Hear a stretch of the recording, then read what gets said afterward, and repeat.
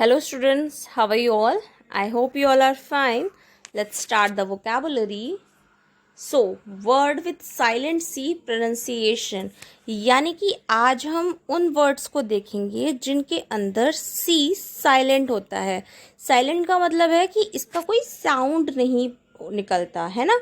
Like जब हम R बोलते हैं यानी कि HOUR, जहाँ पे स्टार्टिंग में एच आता है बट हम उसे हार नहीं बोलते, हम उसे आर बोलते हैं, है ना. तो वहाँ पर एच साइलेंट है.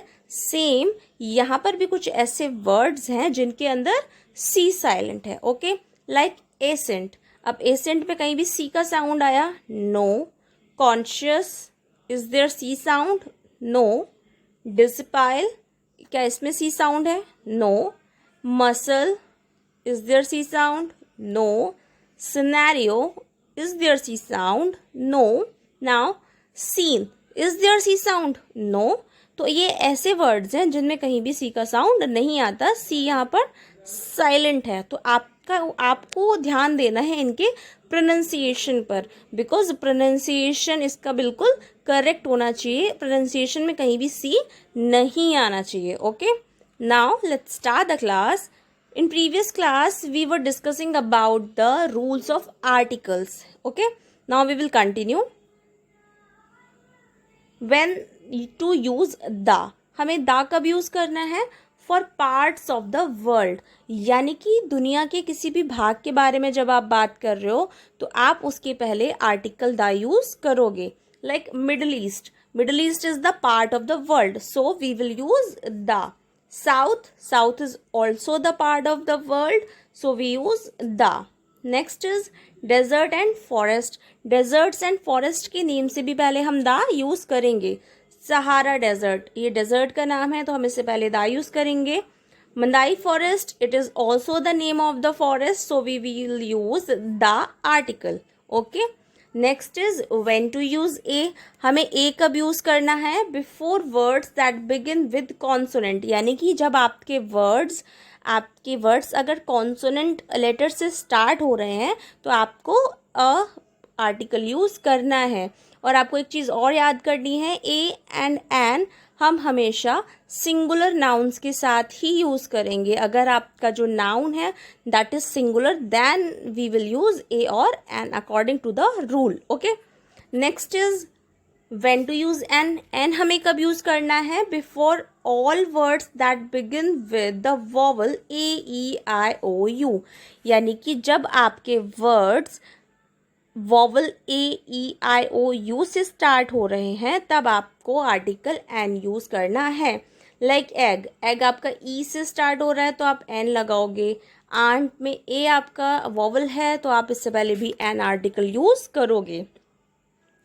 Next is when a. Use a when. A कब यूज़ करते हैं हम? When you makes the same sound as the you in U, यानी कि आपका जो यू है वो ऐसे साउंड करे लाइक वाई ओ यू वाला यू साउंड करता है. ठीक है, एक चीज़ तो ये हो गई. इसके अलावा आप एक चीज़ और समझ सकते हो कि हमने भी प्रीवियस रूल देखा कि अगर आपका वर्ड वोवल से स्टार्ट हो रहा है तो हमें एन पुट करना है. लेकिन अब आप यहाँ देखो, यहाँ भी आपका वोवल यू ही है, लेकिन यहाँ हमें ये देखना है कि इसका साउंड क्या आ रहा है. इसका साउंड क्या आ रहा है? यू. तो अगर वोवल है लेकिन अगर उसका साउंड यू है तब आप यहाँ पे एन यूज नहीं करोगे, तब आप यहाँ पे पुट करोगे article a. Okay, got it.